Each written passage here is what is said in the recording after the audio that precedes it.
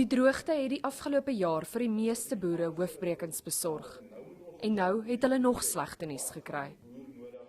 Gister is bekend gemaak dat elektrisiteitspryse met 9,4% gaan styg.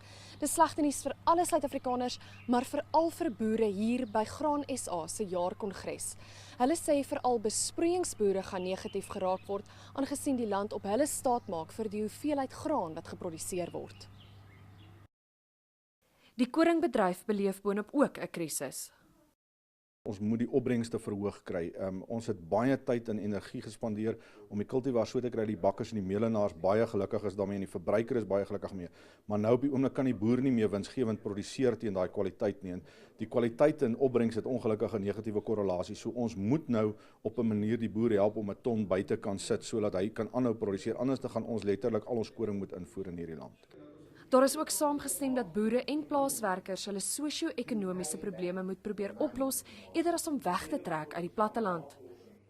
Myns insiens sou dit baie goedkoper wees vir intervensie op daardie vlak eerder as wat ons toelaat, laat hierdie mense weer eens trek na die stede toe met infrastruktuurprobleme, die huisvesting van duisende mense weer eens. Verstedeliking op sigself is nie die antwoord tot hierdie realiteit wat ons mee gekonfronteer is. Daar was egter ook goeie nuus. Die regering se sukkelende grondhervormingsprogram vaar al beter danksy die hulp van gevestigde boere.